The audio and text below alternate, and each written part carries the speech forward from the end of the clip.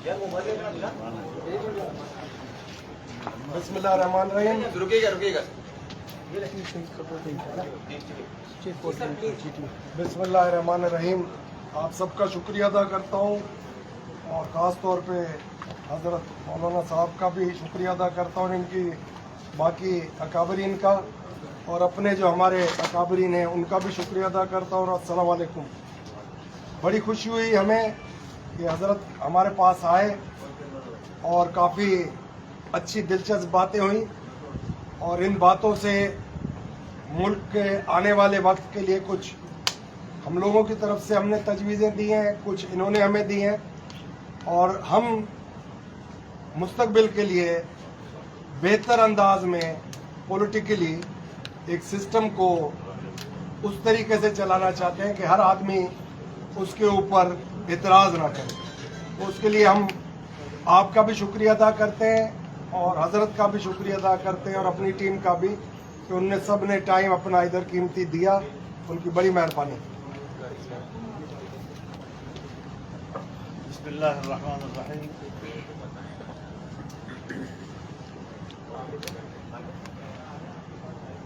बुजुर्गों के यहाँ हाज़िरी देना फिर फगाड़ा के ख़ानदान के साथ, बुजुर्गों के साथ ताल्लुक़ रहा है, और मैं कुछ 6-7 महीने बाद यहाँ कराची आया हूँ, तो ज़रूरी समझा कि मैं उनकी खिदमत में भी हाज़िरी दूँ, जिस तरह से पहले भी हाज़िरी देता रहा हूँ। तो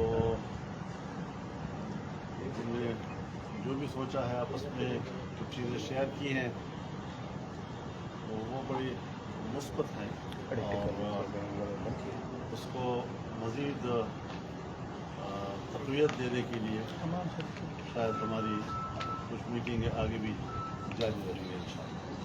मौलाना साहब, आज बड़ी अहम मुलाकात हुई है, आपकी मुलाकात भी साहब के साथ, तो इस पर बड़े मुख्तलिफ अंदाज में से देखा जा रहा है। क्या आने वाले जो इंतखाबात हैं इसके हवाले से नए किसी इत्तेहाद की हिकमत अमली है, या जो निगरान सेटअप है उस हवाले से कोई बातचीत हुई है, कोई पेशरफ्त, क्या कोई ऐसी खास बात हुई है? जैसे कि पीर साहब ने खुद फरमाया है कि तजवीज़ उन्होंने दी, जो कोई तजवीज़ हमने दी, अब तजवीज़ हो या तजवीज़ें हों, जब उसमें इत्तेफाक हो जाएगा तो आपके सामने रखेंगे। अच्छा मौलाना साहब, बहुत सारी बातों पे आपका तहफ़्फ़ुज़ात है, कह रहे हैं कि जो नवाज शरीफ और जरदारी की जो मुलाकात हुई थी दुबई पे, उस पर आपके अभी भी तहफ़्फ़ुज़ात है जो दूर करने हैं, क्या आपके तहफ़्फ़ुज़ात अब दूर हो गए? अच्छा, ये बताइए कि एमक्यूएम का है कि मर्दमशुमारी और फंक्शन मर्दमशुमारी, तो क्या इस इंतखाबात देख रहे होते हुए या आगे जाएंगे, और उनका कप्तान का क्या मुस्तकबिल देख रहे हैं आप सियासत में? देखिए, जहाँ तक है मर्दमशुमारी का ताल्लुक, तो ज़ाहिर है कि शायद मुश्तरका कौंसिल का इजलास भी इसी के हवाले से होगा। अगर उसने हतमी करार दे दिया और गज़ट हो गया तो फिर तो इसी की बुनियाद पर हल्काबंदियाँ होंगी, वरना फिर कुछ भी जो मर्दमशुमारी है उसी के ऊपर हल्काबंदी जिस तरह पहले थी बरकरार रखी जाएंगी। और जहाँ तक कप्तान साहब का ताल्लुक है, वो किस्सा अब तमाम हो चुका है, इसको किसी संजीदा मजलिस में जिक्र न किया जाए तो अच्छा होगा। अच्छा, निगरान हुकूमत आ रही है, उसके बाद इलेक्शन नज़र आ रहे हैं आपको? तो निगरान हुकूमत बनती ही इसीलिए है कि उसने इलेक्शन कराने। हाँ, तो अब करीब नज़र आ रहे हैं, दूर नज़र आ रहे हैं सर? हाँ, तो करीब ही नज़र आ रहा है, इलेक्शन करीब नज़र आ रहे हैं। करीब नज़र आ रहे हैं, लेकिन ये है कि अब हमने तो अपने वक्त पे छोड़ दिया है, सही है। और असम्बली तहरीर हो जाएगी, लेकिन उसके बाद निगरान हुकूमत होगी। अब निगरान हुकूमत को फिर अपने हवाले से सोचना होगा कि वो इलेक्शन के हवाले से कितना मुतमईन है, उन्हें कोई टाइम चाहिए नहीं चाहिए, ये फिर उनका मामला है, हमारा उससे कोई ताल्लुक नहीं। हम तो इलेक्शन में उतरेंगे। आपकी जमात आइंदा मुस्तकबिल में क्या पीस पार्टी या मुस्लिम नून से किसी से इलाक़ करेगी, किसी के साथ मिलकर इलेक्शन लड़ेगी? सरदस्त तो हमारा उसूली फैसला जो पार्टी का है वो यही है कि हम हर हल्के पे कैंडिडेट लाएंगे, लेकिन हमारे जो ज़ेली तंजीमें हैं अज़ला की सतह पे, वो लोकल लेवल की एडजस्टमेंट कर सकेंगी जहाँ फायदा नजर आएगा इंशाअल्लाह। साहब, आपने महंगाई मार्च किया था, अब इतनी महंगाई हो रही है तो क्या अभी आप कोई मार्च करने का इरादा है? आवाम महंगाई की परेशान है। बहुत अच्छा सवाल आपने किया है, और ये अच्छा है कि आपने जिक्र कर लिया है।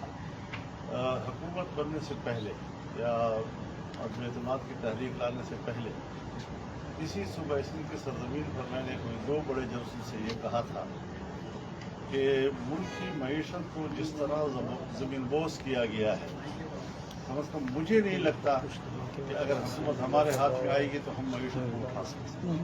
सही। तो वो जो मुश्किलात हैं, जिस तरह IMF को हमारे ऊपर मुसल्लत किया, जिस तरह मुल्क को गिरवी रखा गया, जिस तरह आपके स्टेट बैंक को वहाँ गिरवी रखा गया और जिस इन्हितात का डॉलर के मुकाबले में रुपए का सफ़र शुरू हुआ है, वो सफ़र जो है उसको कंट्रोल करना ये आसान काम नहीं था।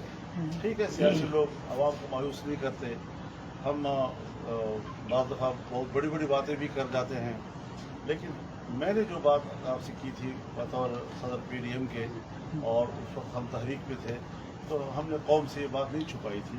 हमें अंदाज़ा था कि दोबारा मुल्क को उठाने में काफ़ी वक्त लगेगा। अब सूरत हाल बेहतर तो हो रही है और IMF ने भी कुछ रास्ते से हटने की कोशिश की है, लेकिन मेरा नुक्ता नज़र बिल्कुल कुछ मुख्तलिफ है।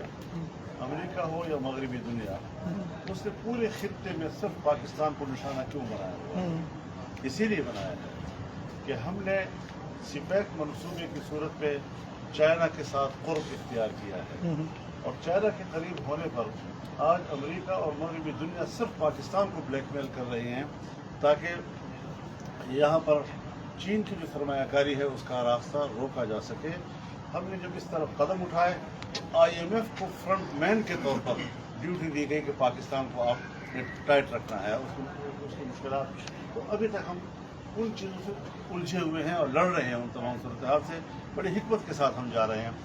लेकिन ये बात वाज़ेह है कि तरक्की वाली पटड़ी पर अब आप देख रहे हैं, एक साल में मैं अगर महंगाई के मौजू पे से हट कर बात करूँगा तो मुल्क के अंदर मेगा प्रोजेक्ट दोबारा शुरू हो गए, मंसूबे हो, गरीब लोग मजदूरी के लिए उनको कुछ मिल गया है।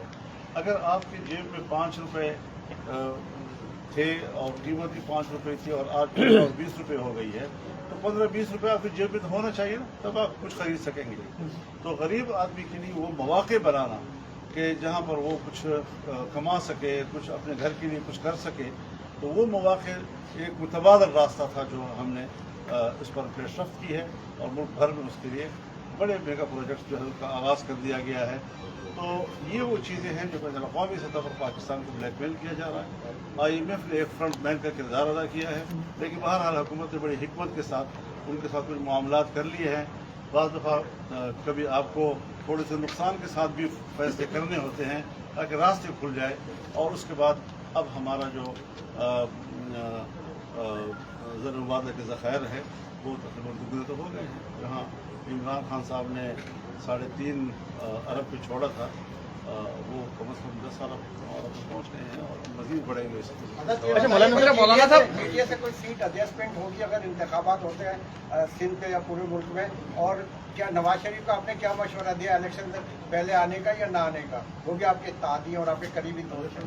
पहले आने का इलेक्शन से पहले जो होंगे नवाज शरीफ साहब आज दुबई पहुंच गए, आज दुबई आ गए। मियाँ नवाज शरीफ साहब ने अपने आने का फैसला खुद करना है। इसका मुल्क है, इस मुल्क में वो 3 दफ़ा वज़ीर-ए-आज़म रह चुके हैं और जब भी आए पाकिस्तानी कौम उनको खुशामदीद कहेगी। अपना मुल्क है, अपना वतन है और यहाँ पर उनकी सियासी किरदार की ज़रूरत होगी।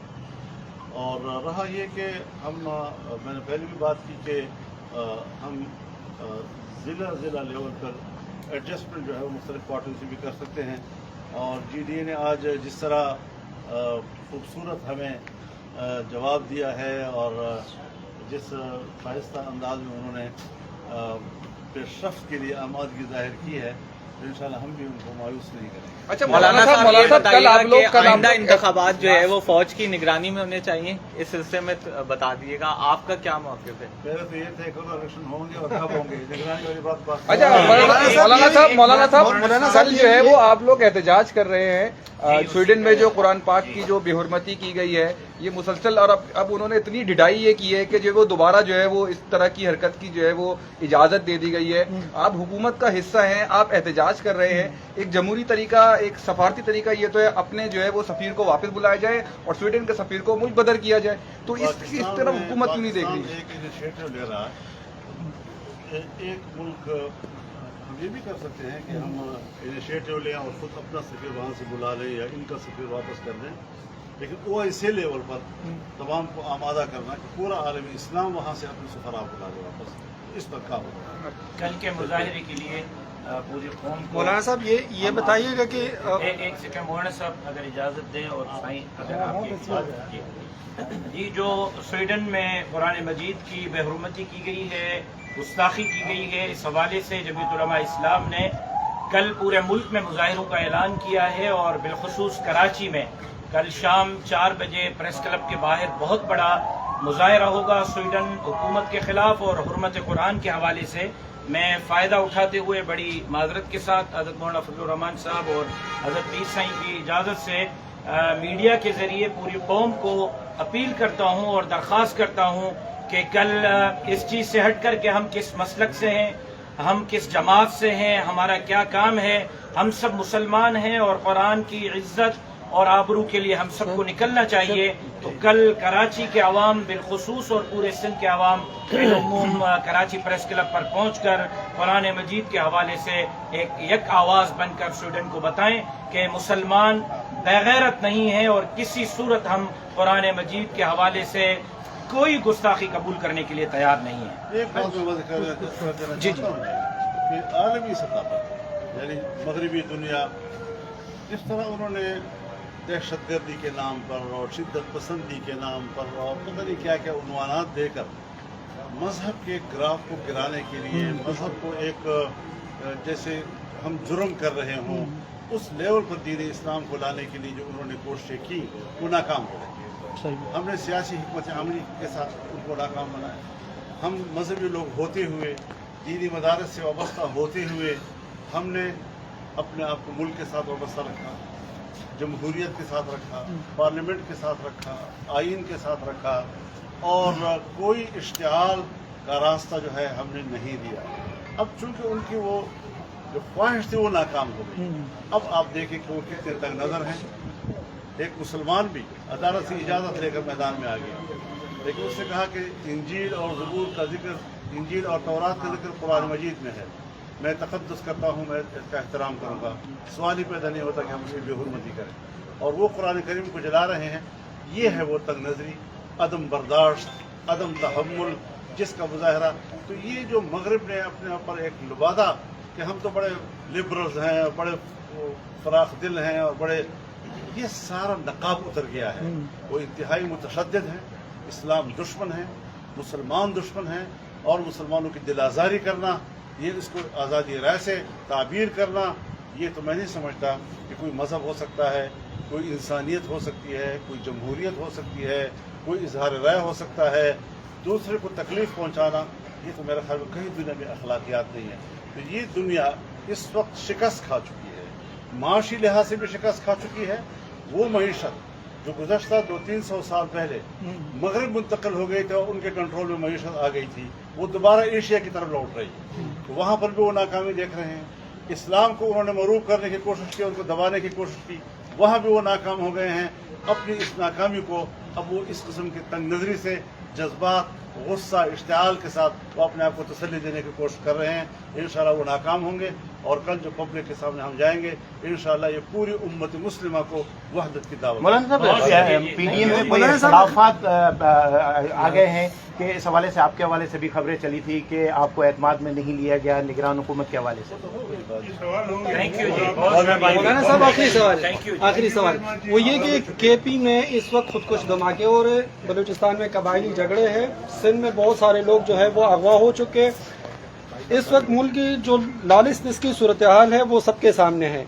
इस पे मौजूदा हुकूमत का क्या लाअमल है और अभी जो निगरान हुकूमत आ रही है उनका क्या लाअमल होगा और क्या ये कंट्रोल हो पाएगा, इसमें इलेक्शन हो पाएंगे या नहीं? कंट्रोल तो हो जाएगा, लेकिन उसके लिए जब एक बाकायदा हुकूमत बनेगी, एक मुस्तकिल हुकूमत पाकिस्तान, तो हम सारी चीज़ें जो है कलील-उल-मुद्दत बुनियादों पे कर रहे हैं। हम तवील-उल-मुद्दत बुनियादों पर बैठ कर पॉलिसियाँ बनाएंगे तो इंशाल्लाह ये सारी चीज़ें कवर हो सकेंगी इंशाल्लाह।